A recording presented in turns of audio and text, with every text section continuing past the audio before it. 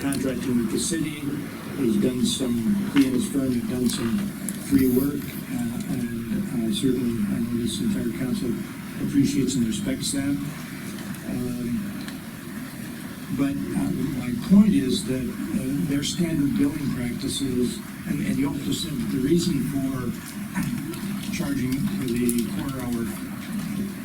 quarter-hour increments is because that's what they do to the other cities they represent.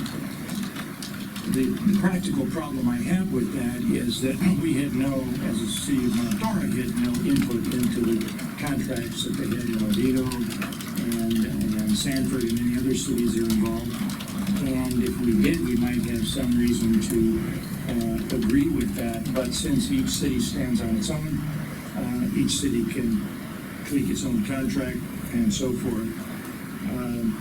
In Mr. Colbert's letter, he does not dispute the numbers that I suggested based upon my calculations. That is, if the city attorney's contract were amended to negotiate the charging of legal fees to the 10th of an hour instead of the quarter of an hour, which is, in my view, and with all due respect, is more antiquated than the contemporary way in which attorneys charge.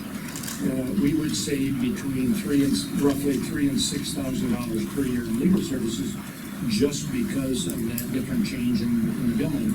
And while maybe in the big picture that isn't a lot of money, I think it's appropriate to even look at things like that.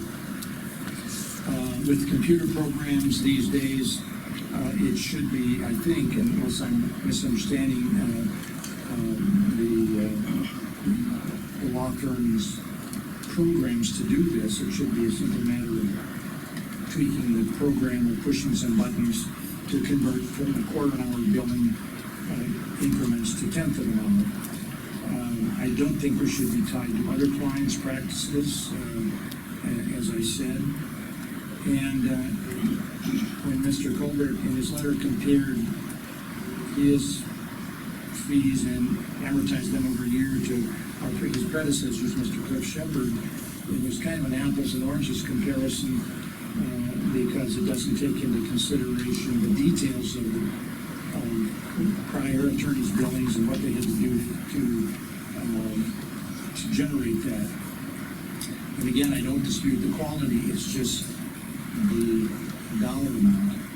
Now, I recently attended, as two other council members did, on the Florida League of Cities annual meeting, a 3-day meeting, and one of the seminars was an hour seminar on how your city attorney can sue you Florida cities better, or how they can improve service in some way. It was a 4-panel discussion, and for a whole hour, and they talked about very valid things, and I attended that seminar. At the end of the seminar, there was a Q&A period, a question and answer period, and I asked the 4 panelists if any of the 4 attorneys that were on that statewide panel that served cities, if they billed to the 10th of an hour and a quarter of an hour, and they all billed to the 10th of an hour. And they implied that that's the way attorneys contemporaneously in modern times bill. So I think it's clearly up to the city council to decide whether or not to enter into negotiations to change that. I don't think it'll change legal services.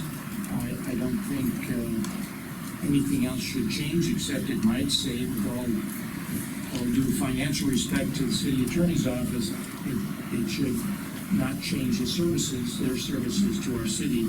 At the same time, it will be, in my words, more modern in terms of typical billing practices. I don't, even in my past, I don't recall any firm in my past that billed to the quarter of an hour. So it was a little unusual to me when I saw that, and that's why I brought it up. I respect the city attorney's office and what they do for us. So to bring this to the head, I move that we negotiate the current city attorney's contract to request that the attorney billings be to the 10th of an hour rather than quarter of an hour increments. I'll second that. motion and a second to enter into new negotiations with our city attorney, and any other discussion from the council? Sure. Well, I did a little math. So I don't know, I'd like to display this if it's possible. A little high-tech view. I've got one for the clerk too. This one up. So I used yellow and green for football season, and a few other things. But if you highlight and bring it way down, You know those are accurate colors, don't you? I know, it's just my palette. Is the rate. So when you go a tenth of an hour, quarter of an hour, so this is just math exercise. If under the quarter hour method, we would be, quarter hour method, we'd be billed $38.75. I'm gonna round a little bit, $38. It's a tenth of an hour, it'd be $15. So you can see that if every conversation was a minute, great deal. Or 6 minutes. Or 6. So, now, I'm not gonna suppose how long it takes to get past hello with an attorney, but I'm gonna guess most things are not a minute. But, they're gonna be, so anytime, but mathematically, anything between 1 minute and 6 minutes is that savings. 7 minutes to 12 minutes, the savings is still there, but at a reduced rate of savings. Because now at tenth of an hour, the rate will go to $31 versus still the 38. Still a savings, absolutely, mathematically, I feel pretty good about it. When we get to minutes 13, 14, and 15, then we have a little flip. So as long as we don't operate in the 13, 14, and 15 hour increment, increment of actual work versus billing, Mr. Rolfson's completely correct. So on the flip of that, if by chance everything, and I'm being a little loose with the math, not the math, but the concept. If everything were the opposite, where every conversation or every email or everything was 13, 14, or 15 minutes, it would be actually to our detriment. And I think there's probably some sort of reasonable bell curve.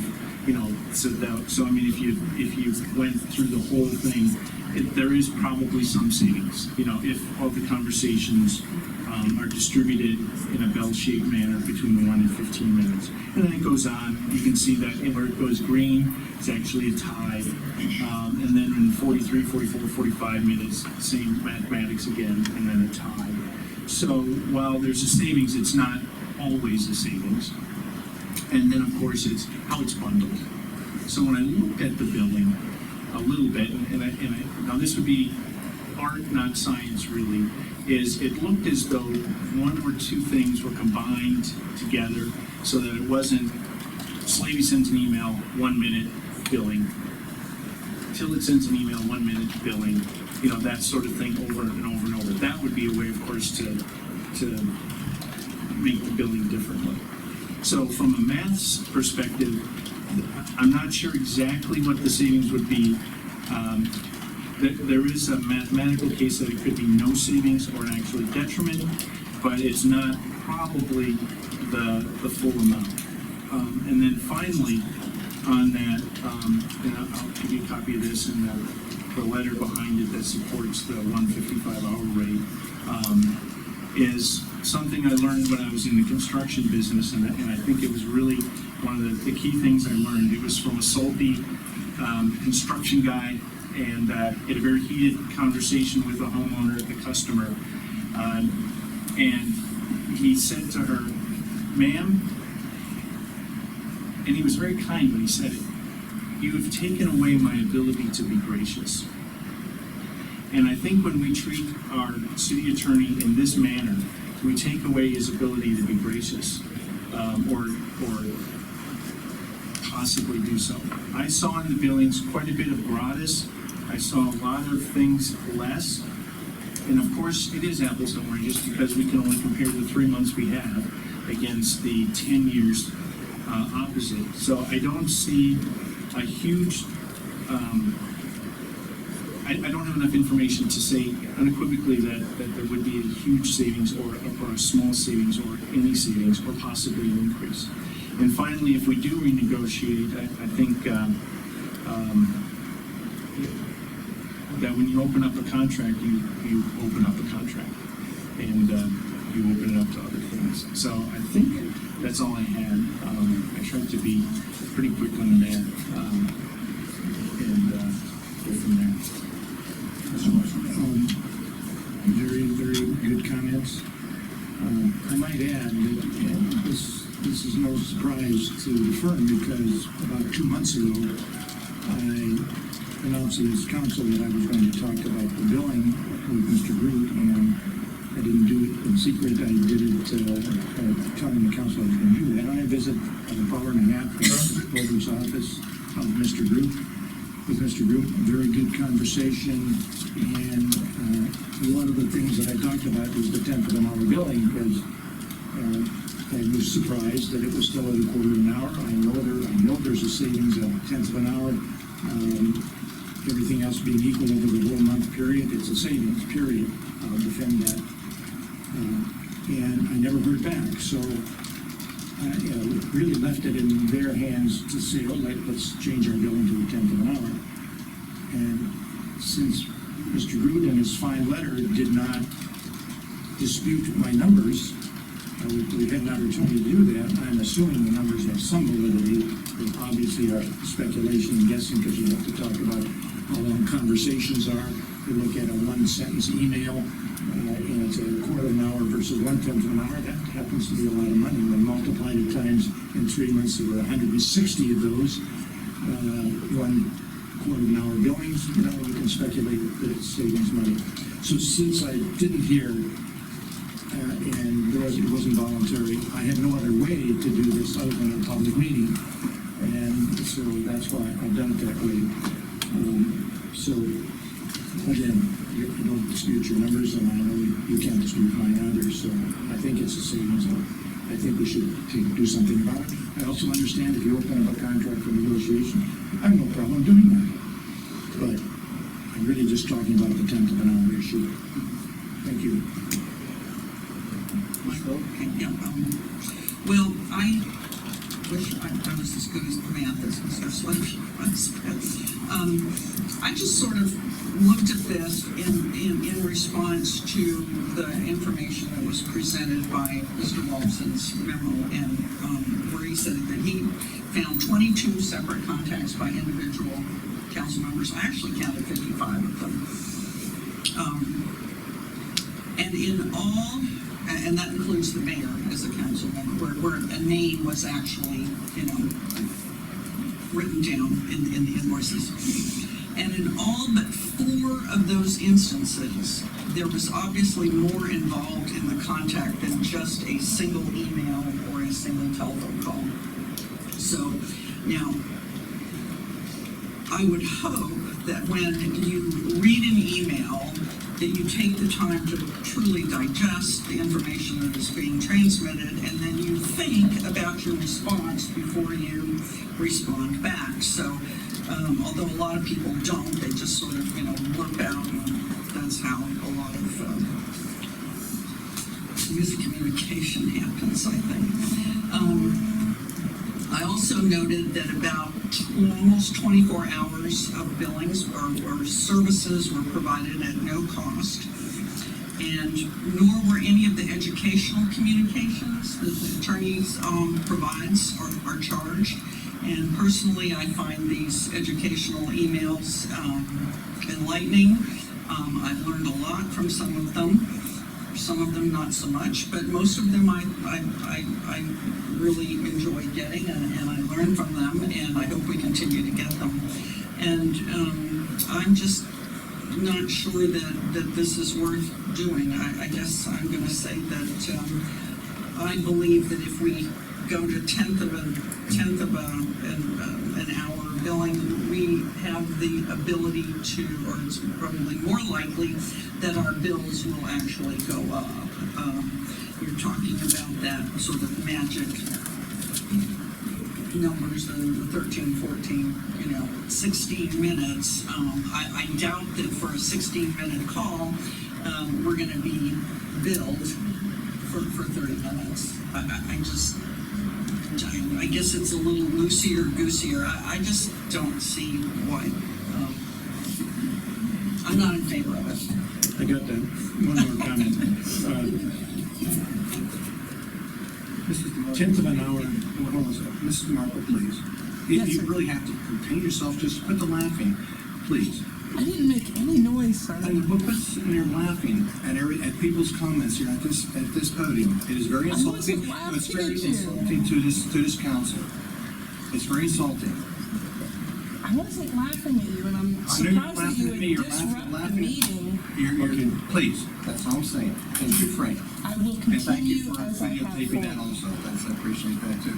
But just please refrain. The tenth of an hour billing is fair to the attorney, and it's fair to the client. The client and the attorney both benefit. And the attorney can take as much time as the attorney wants to analyze a one-paragraph question.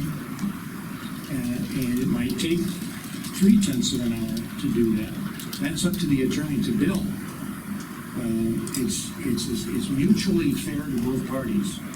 And I, for one, don't understand, knowing that there will be a savings, there's defensiveness to doing that, unless there's a problem with the program that Mr. Colbert has that does that, and it's a big expense to redo computers, I don't know.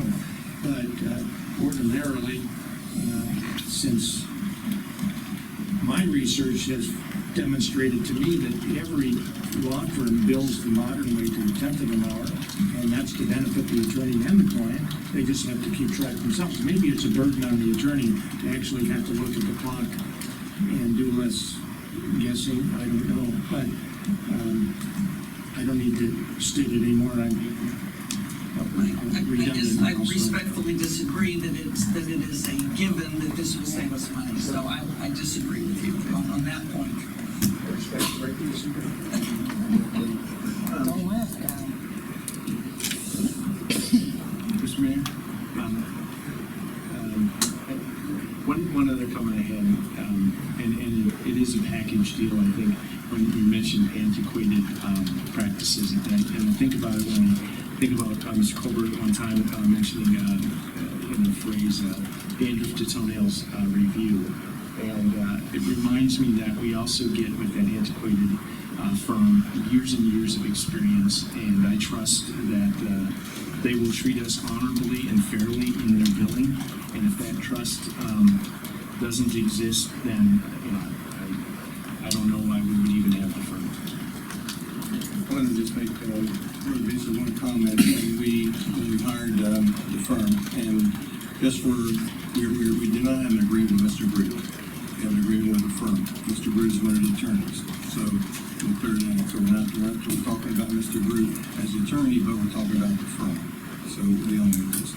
When this contract was issued and to the firm, was awarded to the firm, the contract under Mr. Wilson's guidance was suggested, and that it be reviewed by the former attorney, and for all the different aspects of the contract, and which I felt kind of weird at that time, asking a firm that was leaving to review the contract of the firm that was coming in. But here or there, it was reviewed, and if Mr. Shepard had felt that there was discrepancy in the billing, he would have noted it in his review of that contract. And I'm going to leave it at that for my comments. And is there any other comments from the council right now? And I see somebody from the public who wish to comment. Mike Masterson, 7887 Crosslands Way. Before I speak, can we dismiss the department heads that have been sitting here during this discussion, which not really, I don't think, is advanced civilization? And a lot of these people to go home. They could, but they're under the direction of their city manager. Mr. Kirkhoff. But no, at this stage of the game, it's really a moot point right now at this point in the evening. But thank you for the concerns of our staff, and that would be the Chief Kirkhoff's project at that point. In response to the suggestion that we could save $3,000, I remember sitting in council meeting when we were creating the fabulous position of deputy city manager. And the finance of the Human Resources Department had defined the projected salary of that position to be, I believe, $117,500. And a member of council spoke up and said, I suggest we round it off to $120,000 and bump it up by $2,500. I wish our council at that time had expressed the same degree of frugality that they're now expressing, which appears to me nothing but political tit for tat. And it's really embarrassing to the citizens of the community, I believe. That's all it appears to be. And I wish this council could get past the tit for tat malarkey in it, because this city, it should be bigger than what it is. But right now, our representatives are not doing that. It's just embarrassing to come to these council meetings and see this kind of behavior. And I didn't say anything that's funny, man, okay? So let's just get back to business and let us send these people home, and we can perhaps be proud of our city, not embarrassed by the behavior. Thank you. Okay, anybody else from the public wish to address the council? Okay, seeing none, back to council. Any more comments? Have a roll call vote, please.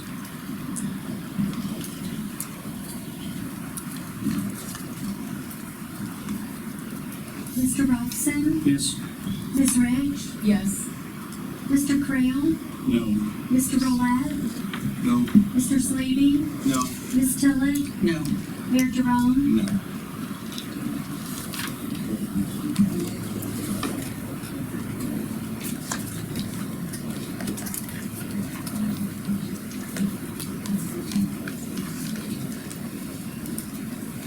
Thank you, Mr. Sure. Very well spent. Since we had spent some time with everything, so that's a nice area to have lunch too when we get there. Okay, we have some board appointments and for the Parks and the Public Parks Commission, and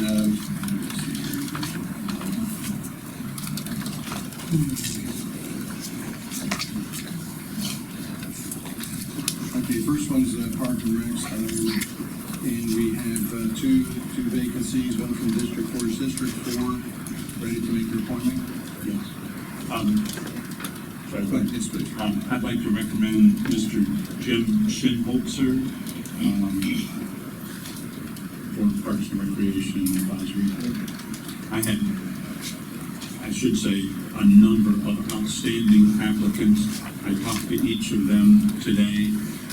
They're all interested in remaining in the pool, if you will, and if anybody else needs, there are some really good folks who are interested. Get a motion, second one.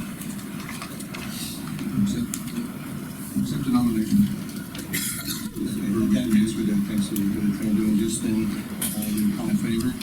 Just I have one question for me. Would you repeat that name? Yeah, I Jim don't see that, I don't have the, we don't have the thing, and I can't review it without having it on the agenda. I mean, without having it. Well, I'm sorry. I mean, you can see mine if you want. This guy today. Could we just, maybe you can just review the person and his background, his or her background? Sure. Jim Shinholzer lives at 7808 Crosswinds Way. Attended New Smyrna Beach High School, Stetson University for his bachelor's degree, Pepperdine University for an MBA. Has a background and interest that would served well, Parks and Recreation. He was an independent financial advisor with an office here in Mount Dora the past 5 years. He's worked with nonprofit organizations for over 10 years, was on the board of directors for the Hemophilia Foundation of Greater Florida, played multiple sports while in high school and college, coached children's baseball and basketball teams, and is actively involved in other sports like scuba diving, fishing, golf, although I can't recommend him as a golfer, and regularly involved in personal fitness. That's fine, sounds very, like a very qualified person. I certainly support. All in favor of that nomination? Aye. Okay, and I'm going to nominate Amy Fortenberry to the other position for the mayor's vacancy for the Parks and Recreation. And real quick on the one you're doing on your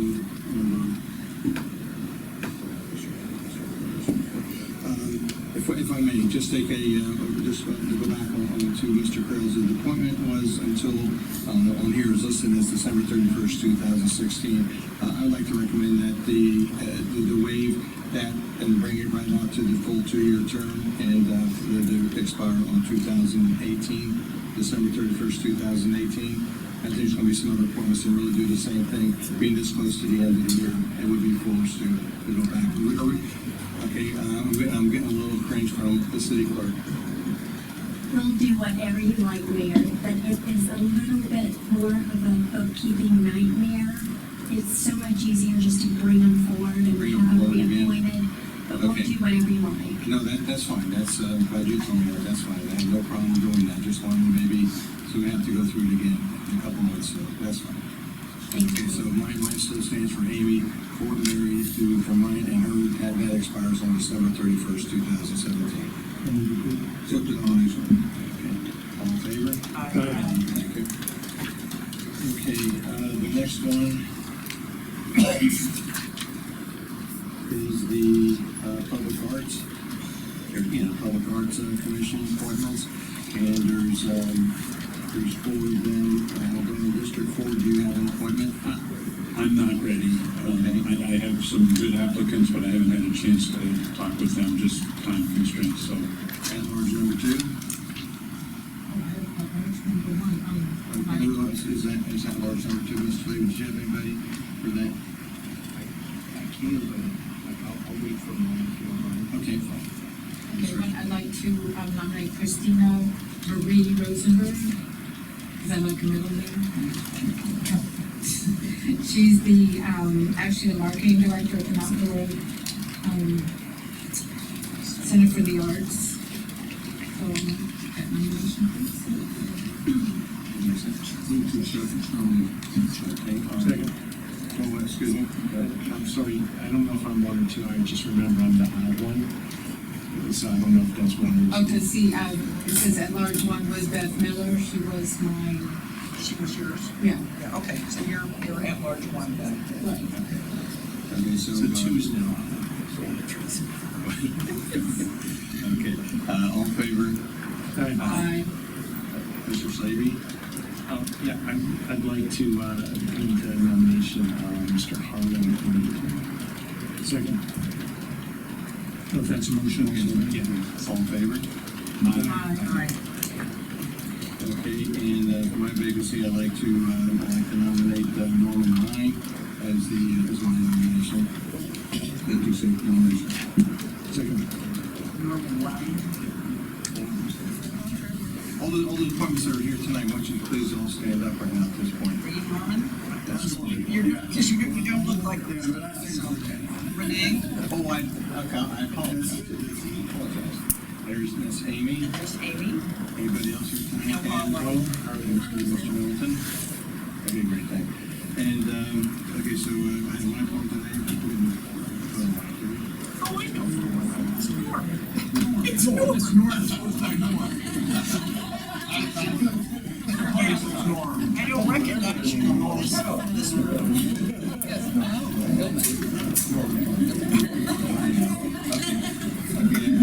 I nominated the Lorraine, Second, all in favor? Aye. Thank you.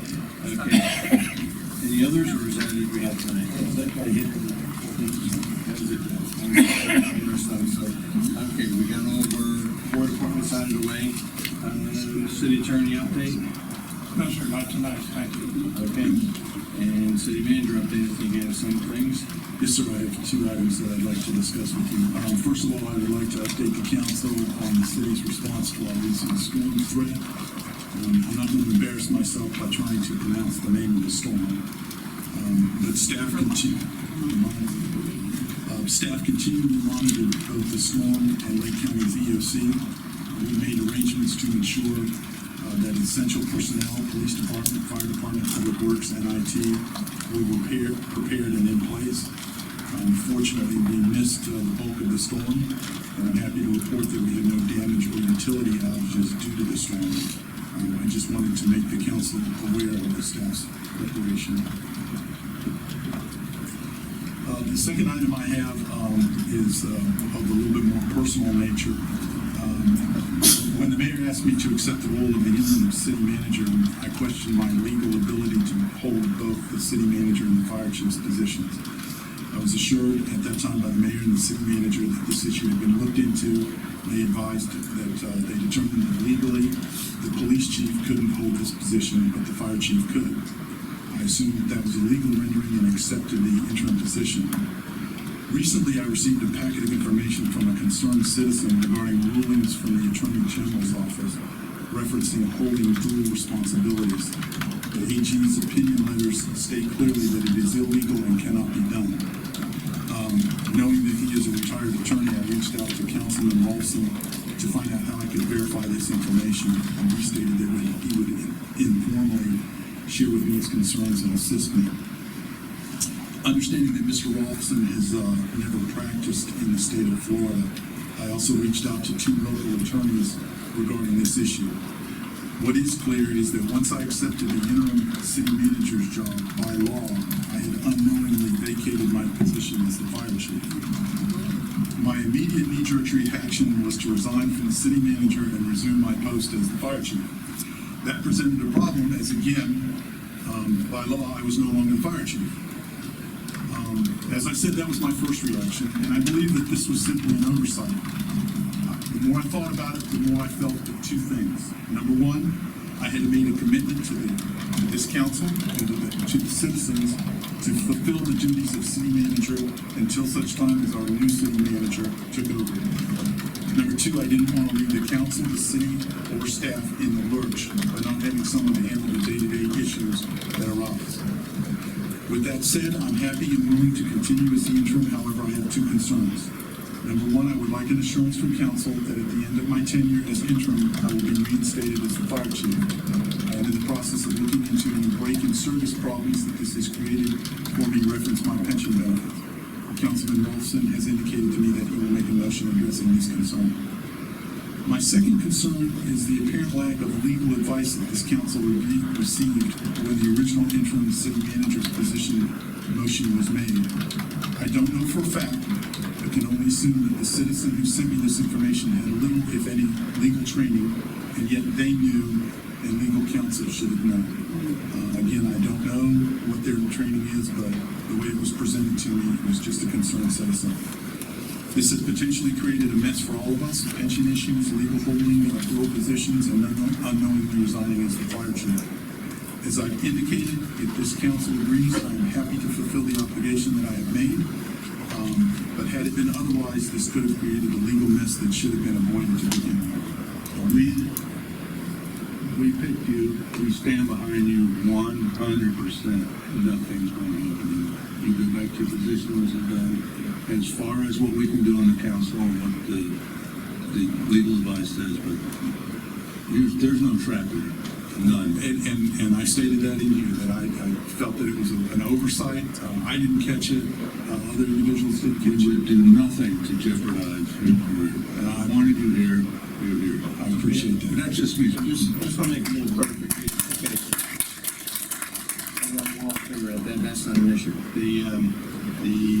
For one, you're appointed a acting city manager. not an interim city manager, and I think there's a distinction between those titles. Okay, so I want to clarify that because I noticed on your thing there, and I mentioned that to Ms. Jones tonight. It should say acting, not interim, okay? And I think there's a distinction between those two titles, which may be come to some confusion with some of the legal terms, possibly. But again, I'm relying on what, on my legal advice that I was given from you and for that by Mr. Weinberg and myself, whether you're doing that too. And I apologize if there's any other confusion with that maybe cause anything, but there's no intent, I hope it doesn't cause anything, and I'm sure Mr. Colbert's ready to maybe make a little comment here too, and see if you want to, I'd appreciate the comment. And there's some other issues that I think that this is bringing out, but I won't address them right here. But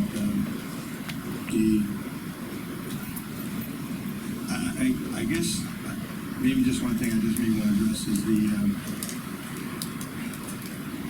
when I know the city council or the attorneys gave legal opinions to Mr. Landbach and myself, okay, before the position was done.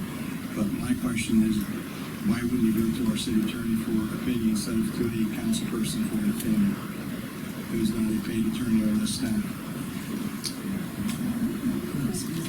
In this situation, again, I do not believe that there was malice of intent. I believe that it was an oversight. I just happen to know that Mr. Rolfson had been an attorney general in his previous, or deputy attorney general in his previous dealings. And so I asked him. I also went to two other attorneys. Obviously, I felt that you had gotten your advice from the city attorney. Right. So I needed to get advice from other attorneys. Once this was brought to my attention, I had no choice but to bring it forth and to make sure that it was cleared, because the citizens have brought it to me, so I wanted to make sure that we were all up front and it was out there. So I had just gone to other attorneys to make sure, and there were, as it usually happens, attorneys have different opinions. Mr. Colbert, do you have any comment? I'll look into it further. The initial research that was done through our office, there is a legal distinction between someone acting as an interim city acting as a city manager on a brief basis versus being appointed to the office of city manager. I'll look into it further. I'm sure that if there are any issues regarding retirement or other things that the gentleman has addressed, that we can look into and be helpful with those. But my initial view, although I didn't do the initial research, I did see some of it, and I think that it was structured in a way so that it would not be involved. We'll look into it further. I stand behind him 100%. It was he's working for us, and what we wanted to do is to give him a break from the fire chief duties, so we brought up the deputy chief, and like I said, we're back on it. Yeah, there's no. If there's some contrary to the charter, Let me make comments. I'm going to start with a motion. We owe Chief Kirkhoff and interim city manager, whatever term he is, the finest support we can give him. And because there are legal issues that he faces, I want to make the following motion. And I've written it carefully to try to protect our chief. I move that it is the policy of this council that when we appointed Fire Chief Skip Kirkhoff as the city's interim or acting city manager, on August 18, 2016, we did not intend by that appointment to cause or create any disruption or interruption of Chief Kirkhoff's employment for the city as its fire chief, nor was it the city's intent by that appointment to disrupt or interrupt any of Chief Kirkhoff's benefits that he enjoyed as our fire chief, and that at the completion of his term as the city's interim city manager, he shall be fully restored and returned to his previous position as the city's fire chief, along with all of the attendant and continuing benefits that he previously enjoyed at the time of his appointment as interim city manager, and that this policy is contractual in return for the city's grateful recognition of his service as our interim city manager. I'll second that. He should be stated as the acting city manager. This interim thing throws a whole other light on I'll be happy to replace in the motion the word acting with the word acting with interim, and then I have The comments. other way around, the word interim, there's no reference to interim, period. That's it. There's no reference to the word interim. He's not an interim city manager. Well, whatever the term is, replace that in my motion to make it correct, okay? I have the following comments. I knew, from our, You get a second? You just need a second. thank you. I knew from our previous city attorney, before even Mr. Pastou was hired, that having our police chief serve as a temporary interim or acting, as it may be, that was unconstitutional under Article 3, Section 5A of Florida's Constitution that prohibits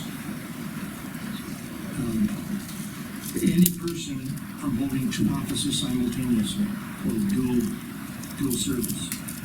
Late this past week, I checked Florida Attorney General's opinions, and it became absolutely clear, to me at least, that the dual office holder constitutional provision applies to fire chiefs, and anybody could apply to Mr. Mike Shepard, it could apply to Mr. Roy Hughes, and the Constitution basically is clear, and it states in part, no person shall hold at the same time more than one office under the government of the state and the counties and municipalities herein, except any officer may be a member of a statutory body having only advisory powers. Mr. Kirkhoff has more than advisory powers. He heads the department. It says further, the constitutional provision permits any person from simultaneously serving more than one state, county, or municipal official, whether elected or appointed.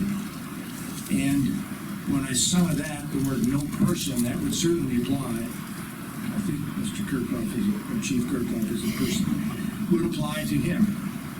And I can understand the dilemma that we innocently, totally innocently, might have pushed him into by wanting to do that. Remember, after the appointment, we all celebrated with applause, we patted him on the back, and he shook his hands afterwards. There was a unanimous decision by this council.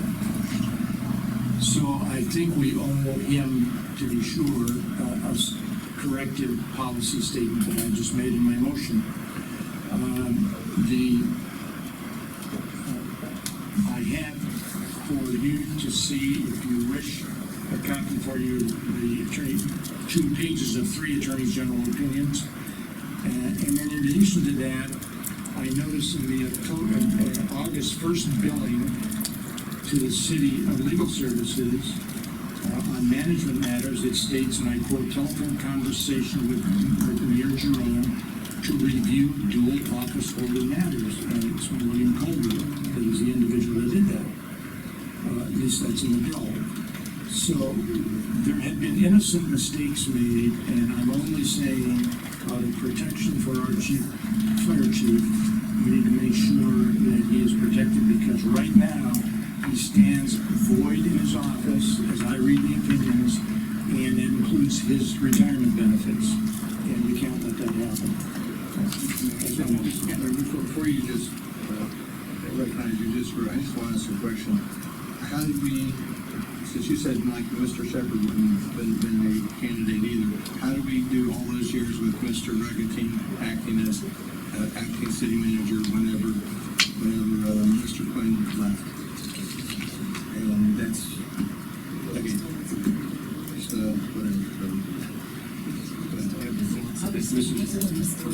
Thank you.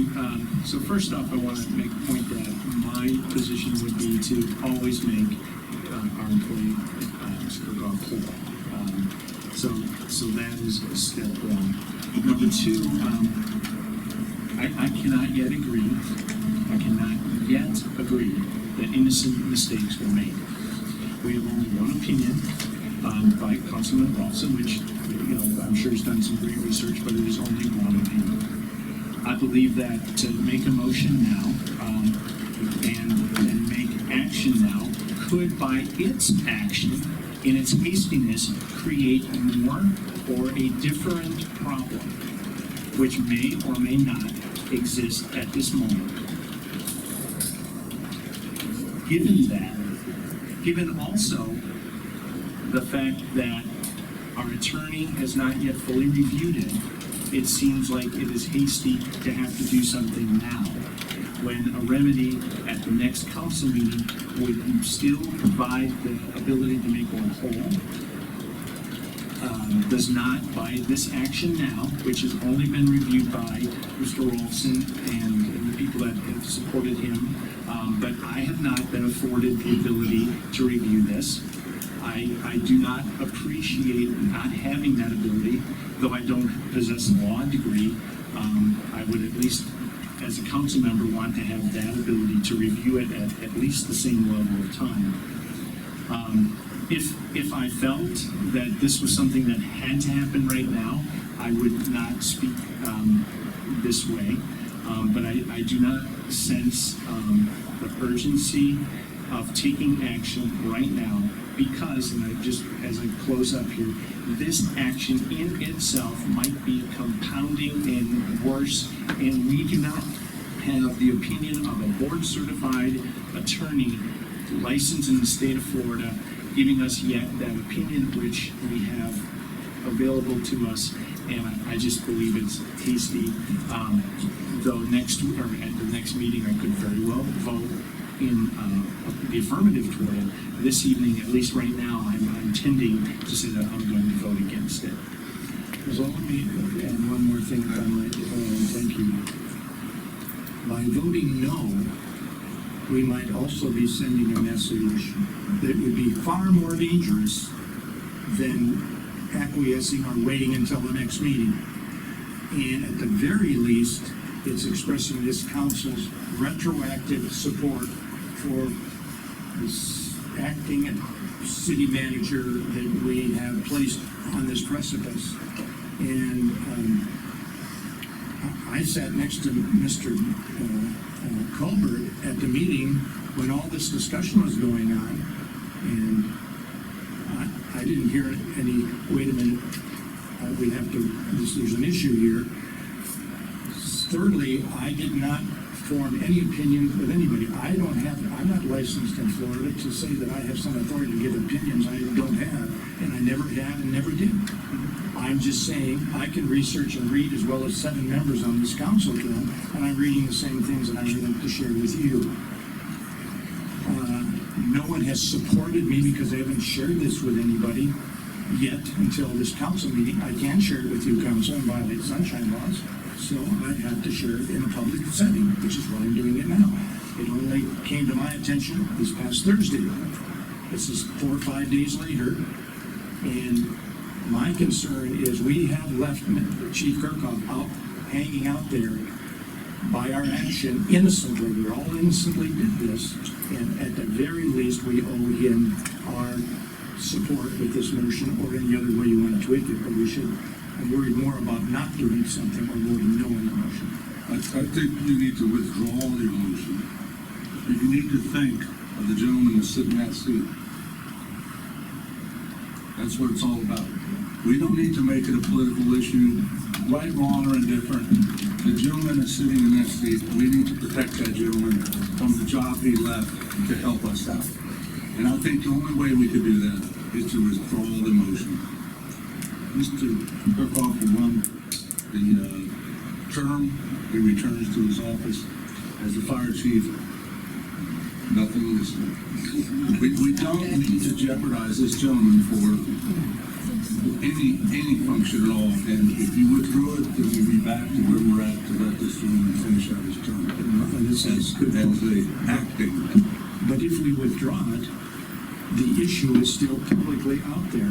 He has no job back in the fire chiefs, and his pension and retirement benefits are left in the lurch. Says As who? I read the Attorney General. Says who? Wait, hold on. The Attorney General of One Florida. second, please, okay? And you don't need to withdraw, there's a simple way. Ms. Slavy brought up a good point. Next meeting, we can do after, if we need it. Now, this is what I'm gathering, this is the first time you're hearing about this. Mr. Colbert, okay, so, he needs time, he's our legal counsel. He's the one who's got to research it. He's the one who's got to come up with the opinions. You can share, you're free to share whatever information you have with the attorney, so he says work a little bit, and maybe only have a $75 bill instead of a $55 bill, okay? So, we can do that, and then next meeting, come back, and with his information, we can act on your motion at that point. So my suggestion would be to table that motion until next meeting. Okay, I don't have any problem doing that as long as our interim, says on there, city manager, Acting, please use the word. And when we voted for acting, and that's what we hired, an acting city manager. if Chief Kirkhoff agrees, I will do that, but I don't think we're going to disagree. Yes, sir, thank you very much. I just really wanted to bring it before the board to make sure that the council, that everybody understood, since it was brought to my attention, had to. I appreciate Mr. Rollett's support, Mr. Ruff's support, all of your support. And with that assurance, that's fine with me. Thank you. Okay, I move we table my motion until the next city council meeting. Okay, we need a second for that? I'll second that. Okay, all in favor? I have a comment. There's no comments on the table. Okay. Well, I just wanted to make a Motion's tabled, so there's no comments on the motion, correct, Mr. Colbert? For tonight. All right. Okay, we're done with that, issue for tonight. Thank you. Until next meeting. Okay? Good. And with that, thank you very much for attending. Thank you for bringing it to our attention, appreciate it very much. And, any other items that you have for update? No, sir, that's it. Thank you. Okay, city council comments. You bet. Yes, Let's go. very quickly. I was one of the lucky people that went to the Florida League of Cities conference, and while Mr. Olson is in the attorney, what your city attorney can do for you, subgroup, I was in the how to recruit and get the new generation of not only public servants, but also city management people interested. And it was very interesting to me that the number one thing that was talked about for almost the entire hour was the fact that young people, well, manners, I guess, and people respecting each other, people, when the young people read in the social media, the comments, the nasty this, the nasty that I don't agree with this, I don't agree with that, the sort of backstabbing that has gone on, and we see it not only on a small level, we see it on a national stage as well, that they're turned off by this, and that, our generation is going to be, we're going to be going to the home pretty soon, sooner than some of us would like, probably, and that we need, I think, to encourage participation from the generations that follow us, not only in city management, but also in government, and that respect and manners go a long way in that. So just offering a few thoughts. That was one of my favorite sessions that I went to. Mr. Slavy? Yeah, thank you. I have a handful tonight, but I'm going to keep moving. First comment I want to do is on the previous issue, I want to say that Mr. Rolfson, while we might not always agree, I still appreciate you doing those efforts, and I really do, really honestly appreciate that. And a couple other things I just want to talk about. Soon, at some point, I'd like to talk about how citizens can get involved with code enforcement. As you might imagine, people stop me on the street and talk about code enforcement, and sometimes in front of my house and talk about code enforcement. Code enforcement. Yes, yes. And I just want to, the system that we have, in all seriousness, is difficult for people to, they've said to me, I don't want to submit anything because the way the system works is difficult, it doesn't feel anonymous. So if we could just have, maybe training or something that citizens can use that system, that would be helpful. And then a couple other things. I'd like, I mentioned in a note to our city manager, I'll leave adjectives off, is it? Yeah, adjectives off. About city flag. CBS Sunday morning did a report on it, so now it's going mainstream. So outdoor is going to have to hustle. So I asked that it be put on the agenda sometime in October to talk about a city flag. And I sent him some links, and I don't know about the legality of forwarding them on everyone, but there's some, it's TV, so it's like 4 minutes. It's a really great summary. So to the extent that it can be shared, please do. The other thing was I wanted to ask the mayor, I think, defer of course, any update on our lawsuits, I think we just have one, medallion. That one is being worked on, and I have not received anything from any attorneys yet, or any update on that concerns. I will, unless, I don't know if your office has received anything that you can comment on. We had a conversation with the city's council last week, and it was still being worked on. We expect something to come back to the council before long, but it's not final at this point. I will touch base also, and I will touch base and just see how it's going. I thought it was set for trial. It's set for trial in January. Yeah, we're talking about this settlement. So I was prepared to do this behind her back. So we want to talk about Ms. Hayes. But I wanted to see about us and scheduling. So of course, I view myopically my role. So I'm trying to understand when we have a new hire, how do we get this person started, and I can't go take her on the first week and tell her how to do everything. But I don't want her to go around for 2 months or 2 weeks, or, it seems to me that we should have some sort of session soon, I don't know what that is, after, so that we can make sure we're all on the same page. And so I just wanted to throw that out there. To address that concern, Ms. Hayes and I have spoken, and we're going to be meeting every week. She's also meeting with some of the other staff. I don't know how it works out with meeting with the council members, but I'm sure that we can pass on whatever concerns that you have, and we can set up some kind of schedule. My understanding, she can certainly meet individually with us, we always have, and there's nothing that we have done, I certainly agree. Please remember that Mrs. Hayes is still employed, and she has duties and responsibilities with her current employer. And I should tell you that I am not intending to contact her until she comes on board. So anyway, I just interject, sure, but comment. I would just encourage city staff to, especially your office, the city clerk's office, and your office to make sure Ms. Hayes is given as much information, through emails and whatever, in regards to city matters, upcoming matters, things like that she's aware of, and has any questions that she can contact me on her own time, if she wants to do that. Be very helpful as well. The other, and the last two, and I hope I'm moving fast enough.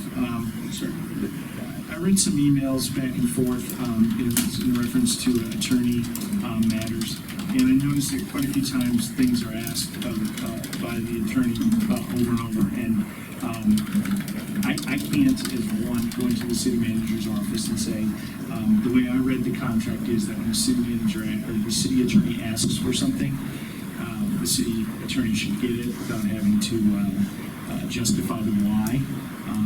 So I'm doing it here. It's my view that if the city attorney asks for something, that the city manager should direct staff to comply with that. If that's not the council's view, then, you know, obviously, I'm just one guy talking. So that's my thought there. I don't know if there's a consensus or if The normal procedure for, the attorney, again, Mr. Groot, if you, or Mr. Colbert, if you would, just go through that scenario when Mr. Groot or yourself need something from our department heads, what's your normal procedure for that, to go directly or through the city manager and we'll establish a policy? For most cities, I think for all that we represent,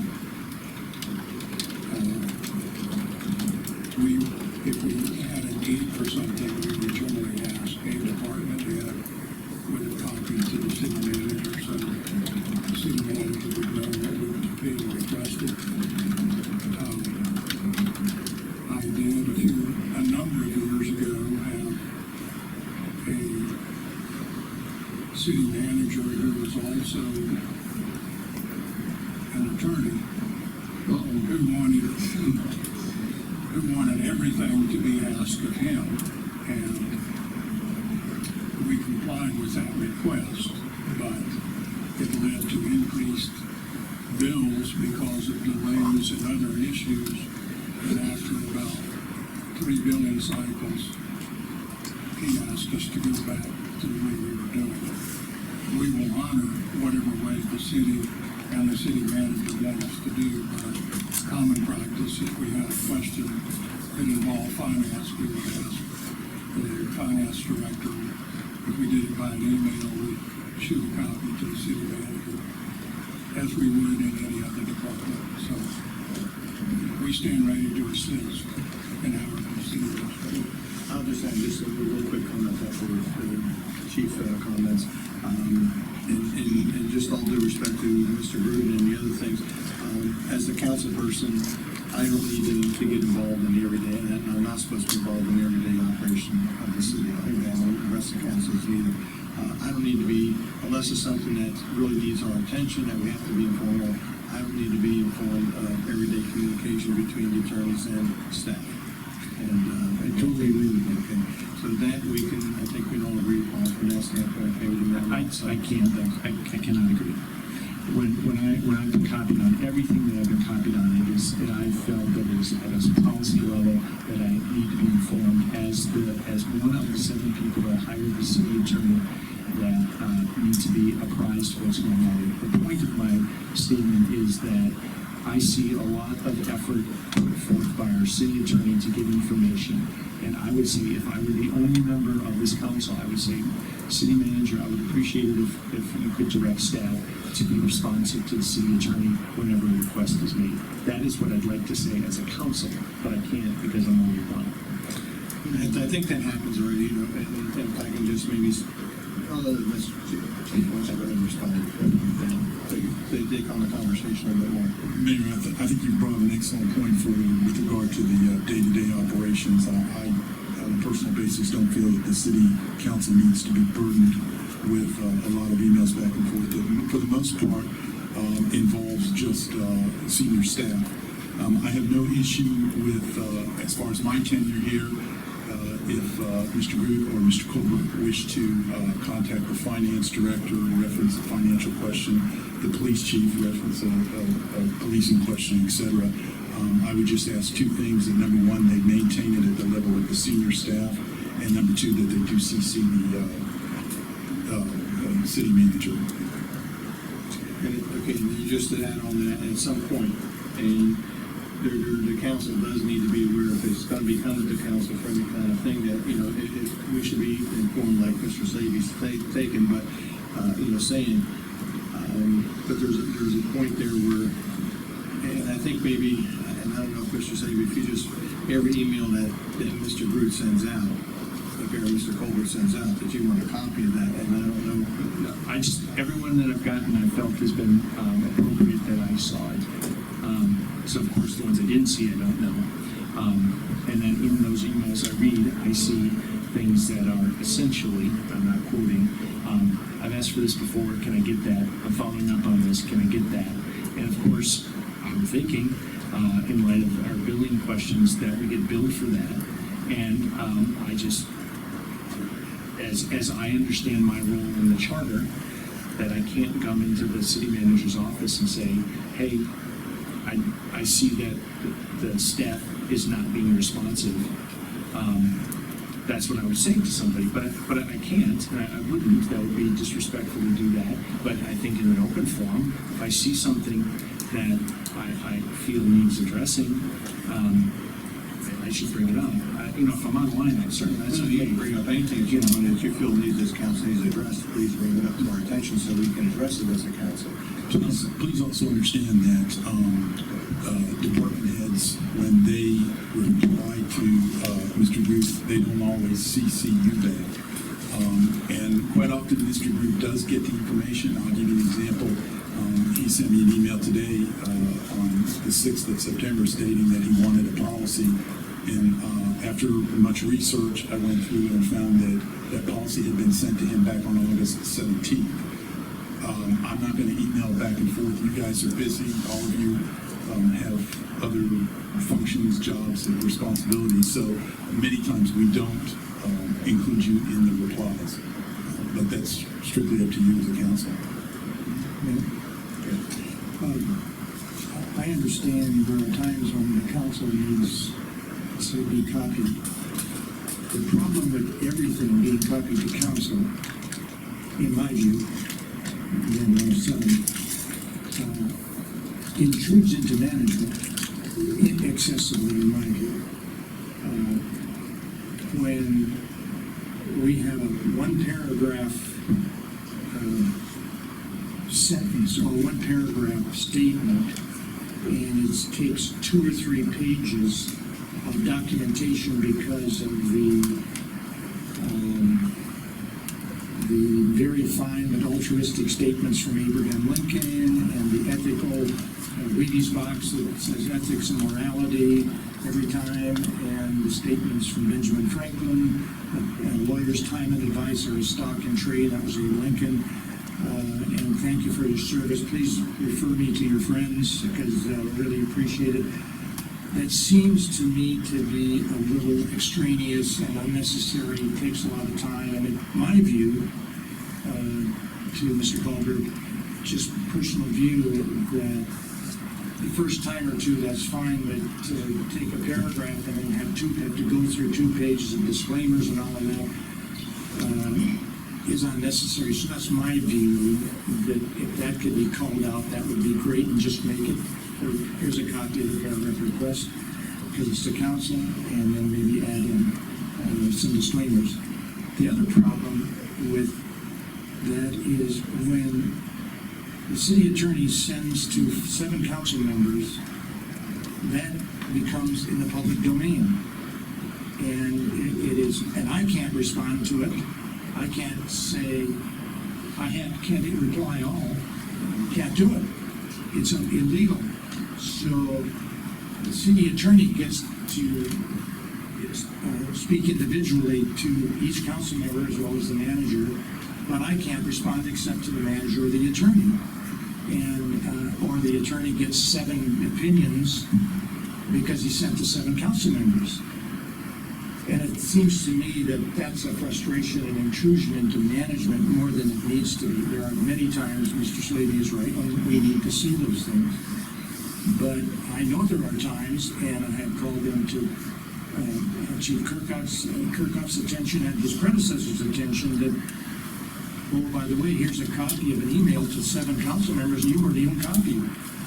And that undercuts our manager's authority to manage the staff. And it makes, in some sense, the city attorney is kind of an 8th council member or a deputy city manager or something like that, and I think that's unnecessary. I would like to see some discretion in that. I happen to agree with the mayor that I don't think we need that surplusage in there.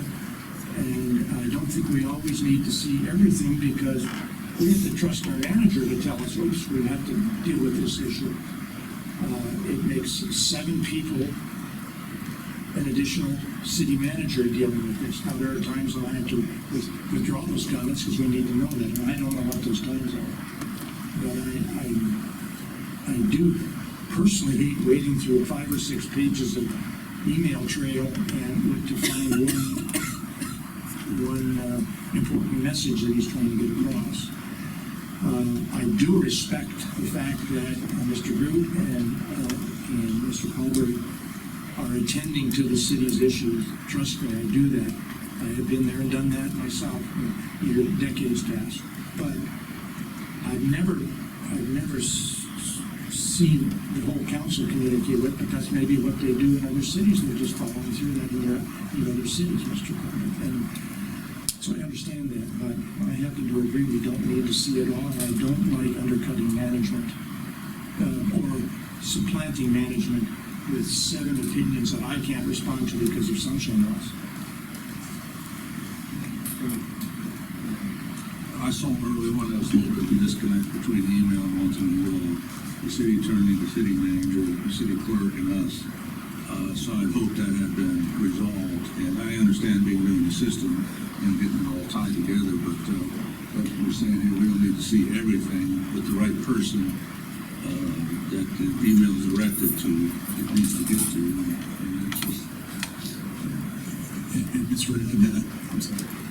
May I say that, as far as my situation, I will definitely err on the side of giving you more information. If there's something, if I get an email that I feel is questionable, is whether you need to know or not, you will know. But it does create an issue for the staff in that it's CC'd to all of the council members, and then we have potentially 7 council members that are calling to find out, well, what does this mean, what can we do, or what needs to be done, or how are we going to handle it. So it does create, well, it does create a lot more involvement in day-to-day operations that I think is really not necessary for you. But again, that's your goal. So, I'm finishing up. I think the point was missed. The point was directed that I did not see that the attorney that this council hired is getting the level of answers to questions when they're asked. And I saw on more than one occasion, and so, it's tailed off into another discussion, so I'll just leave it at that. And I have one final item. Is a different subject, of course, and is a couple of people approached me about the city government taking action in response to some sort of occupancy issue in the city. And I just want to speak about that because I researched it a little bit. And one firm that was discussed, it talked about 8 properties, and one of them was on the same block that other landlords had properties that were vacant. One was in an alleyway, and the other 5 were on Fifth Avenue, which is in sore need of repaving, which has speed limits that I've pointed out that are not conducive to good retail, meaning that coming into town from the west, it's 35, chokes down to 30, but people are cruising past the Vita and other businesses in excess of 25 miles an hour. That while the people that brought it to my attention, I think their intentions were good, and I think everyone's intentions are good. That's not the issue. If there was some nefarious efforts, there's laws on rentals, there's laws that we have on code that we should be enforcing, and if that's the case, we've done what we need to. Often we look at government for the solution to every problem. Quite often we are probably the problem in that if we want to help occupancy, we can do more, whatever that more is to help out. But to tax, I don't think would be the right message. If it's having a better process or something, or better roads. I know Mr. Ouellette will rest when Fifth Avenue is paved. I think those things would be better. However, in final, if there's evidence and information that there is a real problem, sure, we should address it. But otherwise, let's have us look at the other part of it, not the symptom, but whatever it is that we can do. And that's all I have. Thank you. Thank you for bringing up the avenue. Again, where we stand there. Okay. Gentlemen? Okay, just at the latest NPO meeting the other day, and I had an opportunity to talk with Mr. Stabler, the public works director for the county. He says we are on schedule for October. As soon as because of the kind of the shortage of the asphalt and the different projects that the county is offering, so in October there will be scheduled, and it will not interfere with the bike festival or any other festivals. He is working with Mr. Peters, and his office will be working with Mr. Peters and the chamber and everybody else to make sure that the project is done without any interference to any festivals or anything that's going on. Still John. Sounds. So this is far, but we've heard about September too, and September's coming, and July, it's all coming on.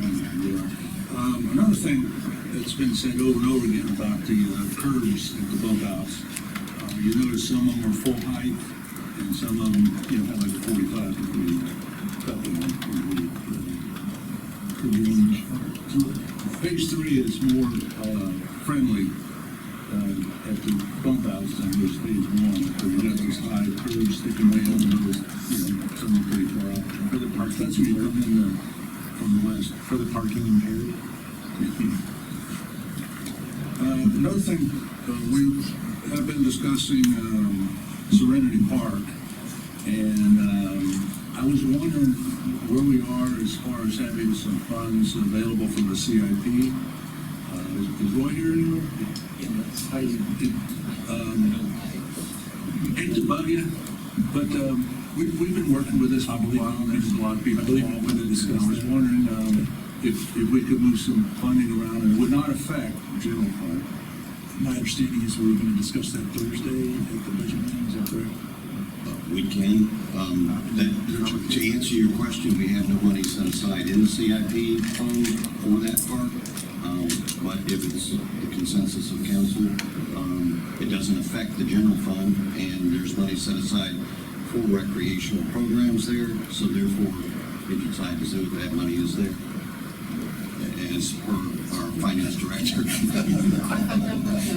real it's not, okay, just on the Serenity Park, from my understanding, talking with Ms. Miller and everybody who is operating, who's working with that, and is that the Parks and Rec has been working along with Ms. Miller on the Serenity Park from the basis of whatever funding it was within your park's discretion to spend, or within the Parks Department already to spend, that you're utilizing whatever. You're tapped out, so you get the pointers tapped out now. So, anyway, whatever we can do to help out that project, that'd be good. As far as that, that's not, we can discuss that. And like I said, it's not going to really affect the general fund, it's strictly CIP. It would affect either the impact fee fund or the discretionary sales tax fund. We can take the money from either one of those two, and we could do a budget amendment to accommodate that, or do a carryover some of the funds we have available this year to next year, however you want to handle it. Appreciate the help on it. And, thank you, Roy. You guys have been really doing a good job of keeping it. Thank you. Appreciate it. Trying to help us support you. Is it just, Mr. Chef, just a couple of things. One, thank you to the taxpayers, this council, for with Ms. Tillett and our mayor attending the Florida League of Cities meeting. It's been very educational, very helpful to me personally to learn and to network with other city commissioners and city council members and mayors. It's packed agenda, and I really enjoyed it. I want to thank everybody for letting me go to that. I am going to be attending the EMU additional upgraded seminar for the future, and I've also been appointed, I just got the letter today, to the Urban Administration Committee, one of the 6 committees, policy committees of the Florida League of Cities. reappointed, I should say, and I'm honored to serve that, and I'll keep you posted on that. So I want to thank you, and finally, I will just leave with our clerk 10 copies of the Attorney General's opinion, 2-page letter that I mentioned, in case there's curiosity, just so it's covered. Thank you. And I appreciate it. Thank you very much. Mr. Crail? I think, Okay, nothing, I know it's a long evening, one of the longer ones, in recent time, but anyway, I want to thank everybody who was here earlier for the presentation on the special events, and basis on that, I think it was a very good, conversation that we had with the public on that, and I want to thank you for hanging around until almost 9:30 tonight, and listening to everything here that we had to say today. So thank you very much for being here, and with that, we're adjourned.